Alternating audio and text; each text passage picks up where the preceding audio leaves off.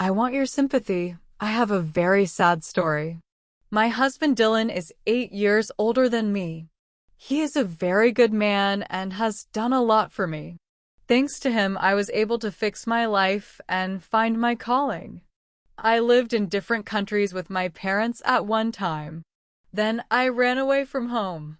It was always important for me to get a profession and work. Dylan helped me with my schooling. I went to university. He helped me a lot. Now I'm working and I'm very happy.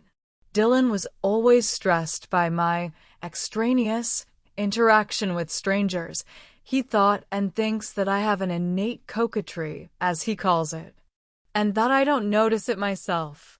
But I had nothing to hide. All my correspondence and passwords were open. We were open. Dylan proposed to me at the very beginning of our acquaintance, but without a ring. He offered to draw up the documents of our union at once. It seemed serious to me. Then, a few years later, when we were visiting my grandparents, they live far away, and I tried to come to them every year on my vacation. Dylan there made me an official proposal. My grandfather loved Dylan very much. Very much. After the marriage, Dylan changed. He became stern. He especially didn't like one guy at my work. Dylan said he was hitting on me and I didn't notice. Asked me not to answer him. As time went on, my Dylan became even stricter.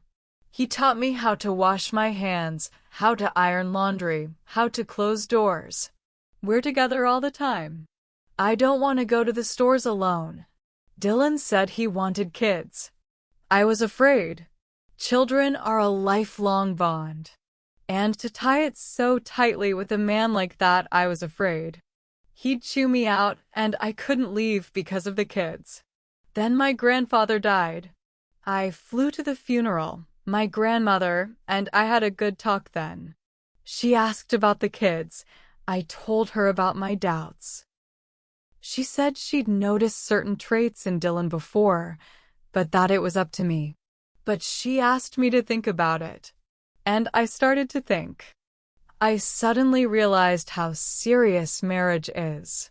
That if I'm wearing someone else's last name, then I'm definitely a wife. And wives usually have children with their husbands. I don't want to have children with my husband. When Grandpa was alive, I didn't even think about it. But then a wall fell down. Later on, we had a conflict. Dylan started looking at my correspondence with coworkers at work again. And in my correspondence with men, there were smiley faces on my side. My husband then called me out and started telling me that I shouldn't show emoticons to them. He feels like I'm ruining our marriage. Said that he has seen many times among his subordinates how something bigger grows out of innocent hookups. That he will not allow himself to be horny. That I might cheat on him. That this communication could lead to divorce. Then he turned off his phone and left for a few hours. He got mad. There was a breakdown in our relationship. It affected me a lot. I knew he didn't want a divorce. But he did.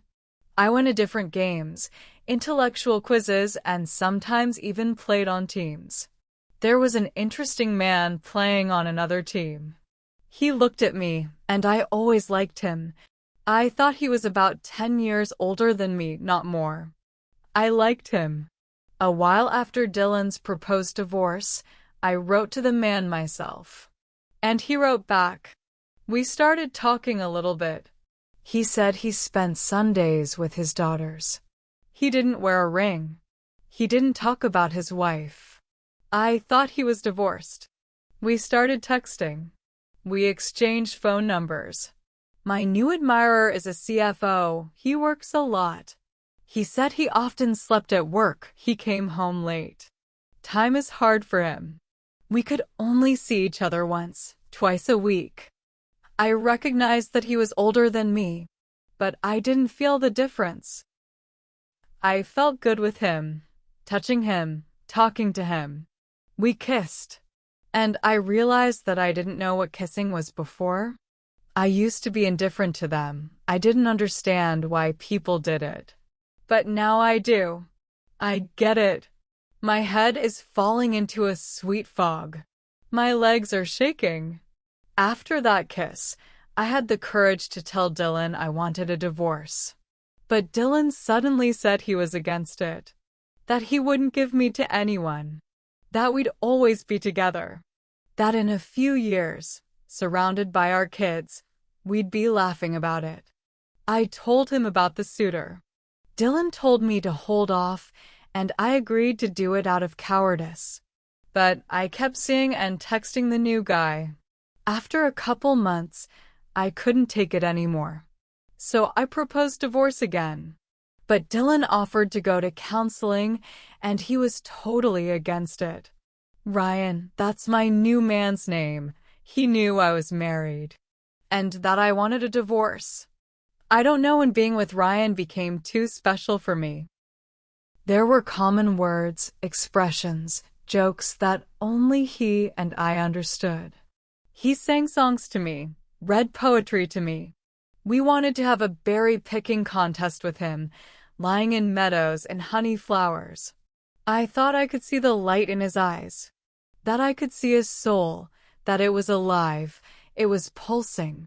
He said that I inspired him to live, that he has a lot of things, but they don't make him not only happy, but even just fun. And with me, he forgets that. That he has a lot of untapped warmth, and if I need it, it's mine. He was laughing, and his eyes were laughing, and I laughed, and my soul was flying.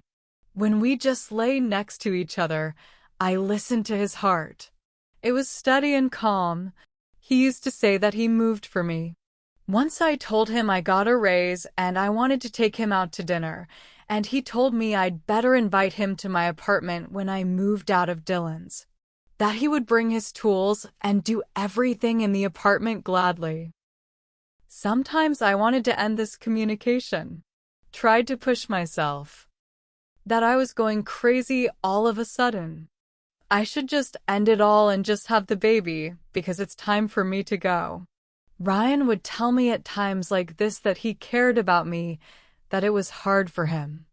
I was having a hard time myself. I didn't know where was the ground, where was the sky. Life had changed so drastically. One day, Ryan sent me a picture of himself. His face was like this. His eyes had this dry glint in them, and sadness in them. He used to write sad things with a smile. I was worried about him. Every now and then he would say that we needed to talk about something, but he never spoke of it afterward. Then I talked to Dylan again about the divorce. He took it calmly and said he understood my condition, that we can always get a divorce, we'll decide later. It was a huge weight off my shoulders. I was worried, stressed out. And then Dylan said instead of saying, I won't let you go, he said, go away, we'll work it out.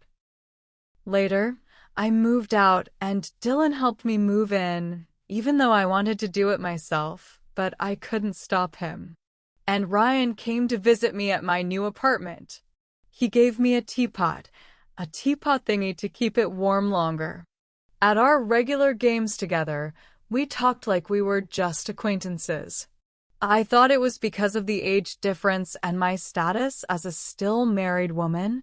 He acted a bit distant. I did not understand his behavior. It seemed strange to me.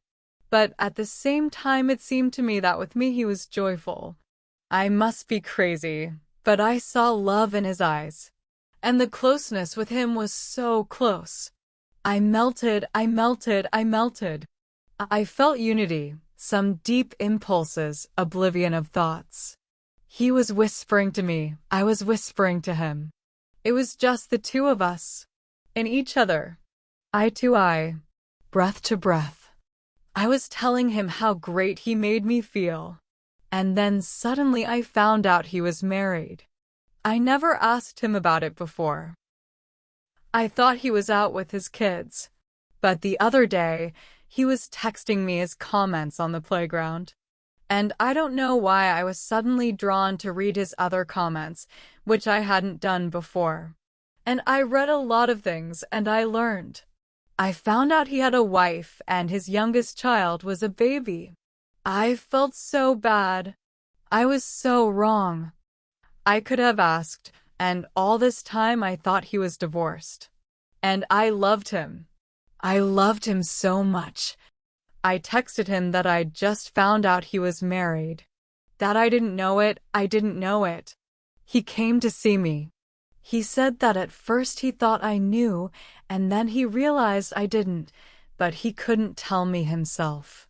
He couldn't find the line where he should have stopped. That he and his wife got married to have children. But he says he's not sleeping with her. He hasn't wanted anything for a long time. But with me, he realized he was alive. He said he was attracted to me. He said he wanted to keep going. I told him I loved him, but that he'd never come to see me again. He said he couldn't promise that and left. Then he came back. I wanted to give him the things he gave me. It's just hard to look at them. It's hard to keep them at home, and I can't throw them away. But he wouldn't take it. He said you can't give back things that were given to you with a soul. I kept it. He's got tears in his eyes. He's smiling. Tears in my eyes, smiling. We talked about something. He said that his attitude towards me remained the same, that if I want and call, he will come. I said I wouldn't. He left. And I wanted to shout after her, "Come back, come back, come back. My love, come back." But I don't say a word. What's in my heart? What's in my soul? I'm saved by my work. I can't do without it. What's wrong with my heart? It's like it's missing a piece.